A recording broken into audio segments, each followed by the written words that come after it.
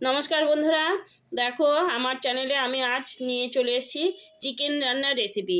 তো চিকেনটা আজকে আমি সেরা স্বাদের করব। তার জন্য আমি সব যে উপকরণগুলো নিয়েছি সেগুলো দেখাচ্ছি। এখানে নিয়েছি চিকেন আছে, চিকেন এখানে আছে 750 চিকেন। তো চিকেন ভালো করে বেছে ধুয়ে নিয়ে চলে এসেছি। আর দেখো এখানে আছে রসুন কুচি, পেঁয়াজ কুচি, রসুন, আদা কুচি, কাঁচা লঙ্কা, গোটা পেঁয়াজ, গোটা রসুন, এই যে দুটো রসুন নিয়েছি বড় বড় রসুনগুলো, আর এই তো আলু নিয়েছি, এরকম সাইজ করে আলু কেটে নিয়েছি। মশলা আমি এখানে নিয়েছি ধনিয়া, গোটা জিরে আর শুকনো লঙ্কা বেটে নেব। এখন আমি চিকেনটা ভালো করে ম্যারিনেট করে নেব।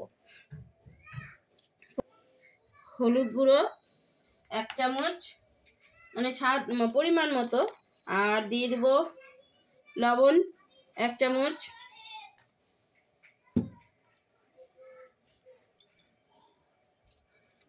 দিয়ে দেব তেল দিয়ে দিলাম অল্প। এখন দিয়ে দিব টক দই,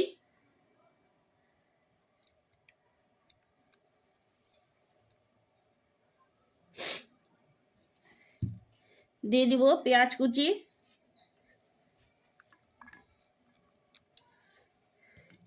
তিনটে কাঁচা লঙ্কা, 4টে আছে,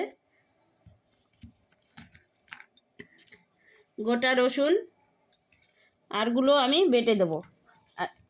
এটা গোটা রসুন আর ছুলিয়ে নেওয়া রসুন। দিয়ে দেবো গোটা পেঁয়াজ। এখন দিয়ে দেবো একটা ডিম, দিয়ে এখন ভালো করে মেখে নেব।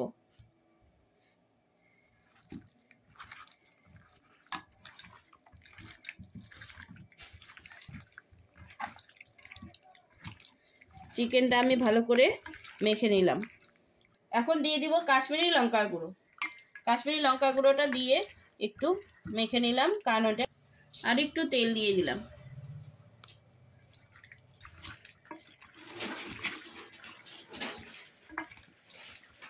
কালারটা বেশ ভালোই লাগছে।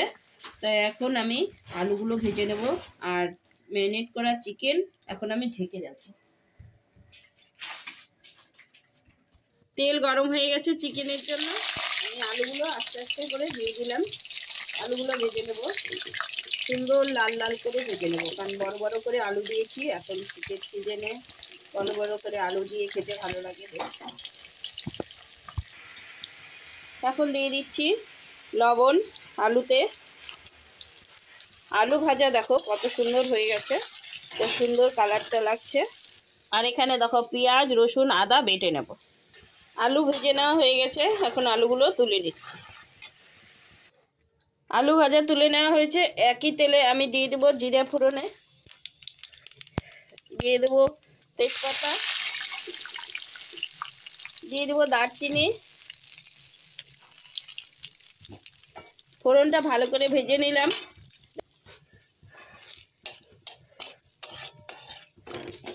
এখন দিয়ে দিব পেঁয়াজ কুচি।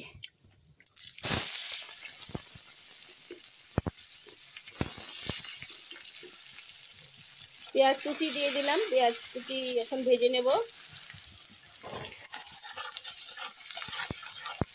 পেঁয়াজ ভাজা হয়ে গেছে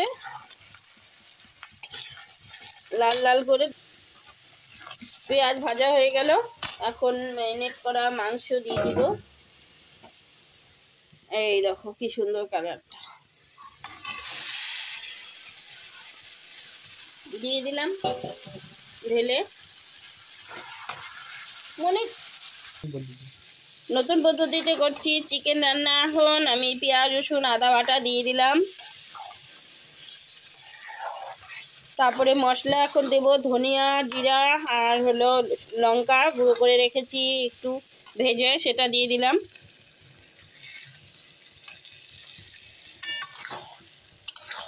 পুরোটাই দিয়ে দিলাম।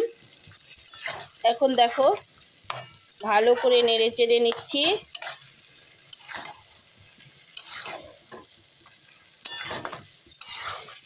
এখন যে গাবলাটার মধ্যে চারদিকে লেগে আছে সেগুলো একটু কাটিয়ে দিয়ে দেবো।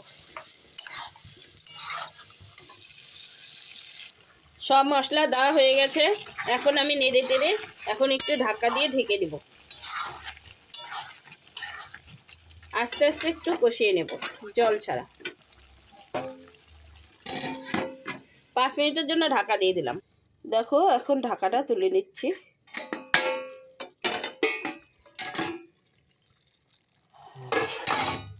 দেখছো কি সুন্দর কালারটা হয়েছে না? দারুণ।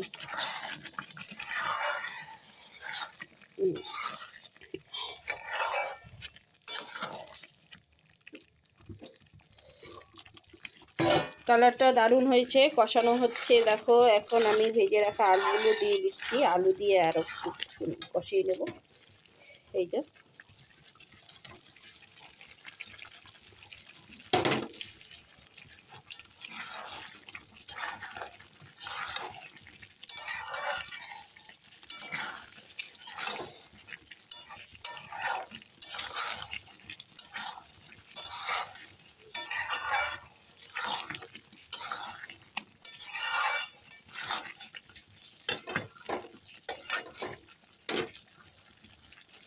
নাড়াচাড়া করে এখন আমি আবার একটু ঢেকে দিচ্ছি। দেখো এখন আমি আবার ঢাকাটা তুলে নিলাম। দেখো এখন কিন্তু কালারটা বেশ সুন্দর হয়েছে আর পুরো কষানো হয়ে গেছে। দেখো তেল বেরিয়ে গেছে। এই যে দেখো চারদিকে সুন্দর কষানো হয়ে গেছে। এবারে আমি ঢাকাটা না দিয়ে এখন আর একটু নেড়ে চেড়ে কষিয়ে নেব।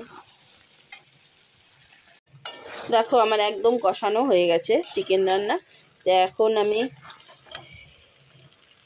দেখো একদম সেদ্ধ হয়ে গেছে, কষানো হয়ে গেছে। এখন হালকা জল দিয়ে দিব অল্প।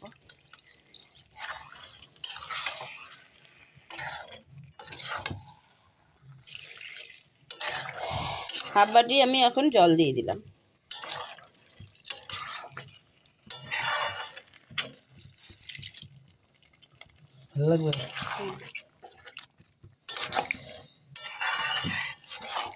এখন অল্প জল দিয়ে দিয়েছি।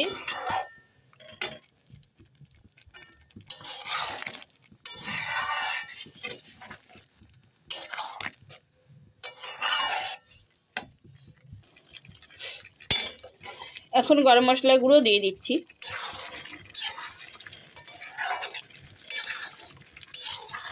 গরম মশলা গুঁড়ো দিয়ে এখন নেড়ে দিলাম। চিকেন রান্না হয়ে গেল বন্ধুরা। দেখো একদম কষানো হয়ে গেছে। এখন রুটির সঙ্গে খাওয়া হবে। এই দেখো এখন আমি নামিয়ে দিচ্ছি।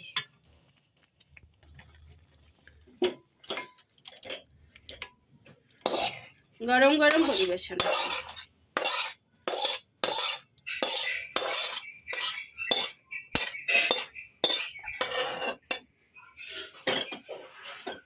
এই মোবাইলটি দেখ। চিকেন রান্না আমার হয়ে গেল বন্ধুরা। দেখো কেমন লাগলো, ভালো লাগলে লাইক কমেন্ট শেয়ার করে দিও।